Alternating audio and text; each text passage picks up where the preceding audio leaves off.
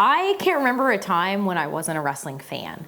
And I can't necessarily point to a specific moment where I was like, oh, I have to be a wrestler, I have to do this. I remember watching ECW.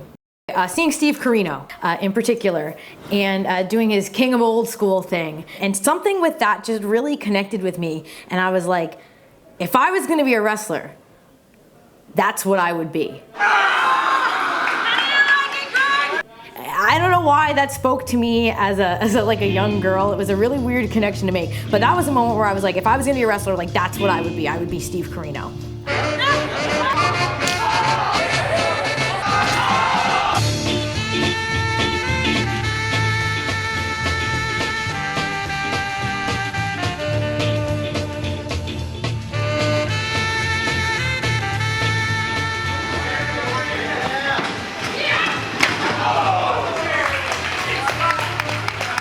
So I actually started training a little bit later in life than I think a lot of women in particular do. So I went to college and I went to law school.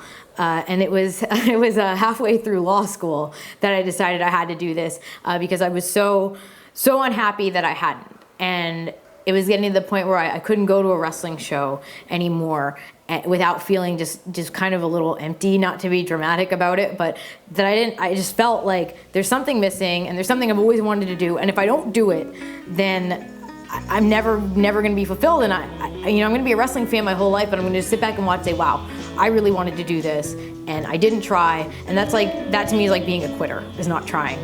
So I finished law school and I also finished wrestling school. So during my last year of law school, I was also traveling around the country wrestling. And that's how I became a wrestler.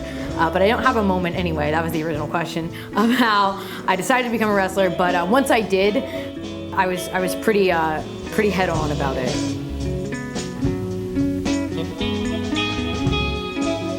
When it came down to it, and I had to choose between practicing full-time and being a wrestler full-time, so far I've chosen wrestling. But I understand this can't last forever.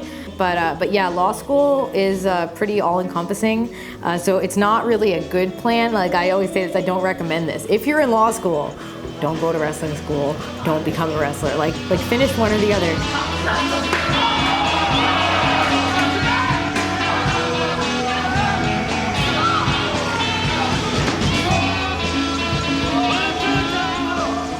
What I ended up doing was a lot, it's really boring, like low income and no income bankruptcies and housing disputes. It's not the exciting stuff that anyone wants to hear about. I wasn't criminal law, I wasn't defending the innocent necessarily. I mean, I was to a degree because these are like, these cases in terms of like insurance issues and bankruptcy issues. But again, even just talking about it is getting boring. It's not, necessarily like the exciting Law and Order type of law.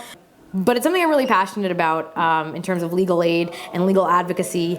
So that I know is something that I'll always have in me and always be passionate about, and I'll get back into. I trained at Ring of Honor School. I think everyone would agree that when I walked in, I was like the least likely person to get through this because, I'm so small and I'm a girl. Like I didn't come in there with a background in like cheerleading or being a gymnast, which is fairly common, especially for women. It was just a really tough process. I'm not necessarily the most naturally athletic person. So it was a struggle. It really was. But my first weekend with Ring of Honor's school, we also are the ring crew. For the shows when you're a student there. And I think I had maybe had like 1 or 2 training sessions at that point. But that weekend we were gonna go and we had a show and we had to do ring crew. And just like touching that ring and having the chance to actually do this, like I got super emotional. I went off and like cried alone in a bathroom because I'm a freaking baby. But it was like, yeah, just having the privilege of handling this ring and just doing this was really just an overwhelming thing for me. And I still feel that way all the time. And I feel like if I ever lose that, then I need to stop doing this. Perfect. Thank you. Great match. Well, I mean, I think for all of us, the ultimate dream is to be able to just do this for a long time, make a living out of it, and travel and see the world without getting into specifics of that, because I don't necessarily know that I have specifics of that. Maybe my goals are a little bit different because, you know, I didn't start this when I was, you know, 17. I was a little bit older, and I had done a few other things. But for me, I just wanted to prove to myself that I could do this at all.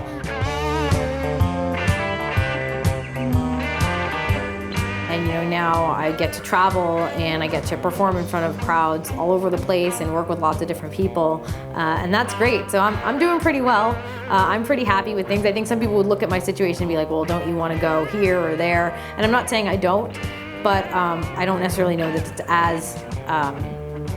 as critical of a goal for me, because part of my thing was just, I just want to be a wrestler. Like that seems really naive. Like, I just want to do this without having any bigger picture. So I'm focused without necessarily being focused on one end goal that if I don't achieve, I'll feel unfulfilled, because I feel pretty fulfilled right now.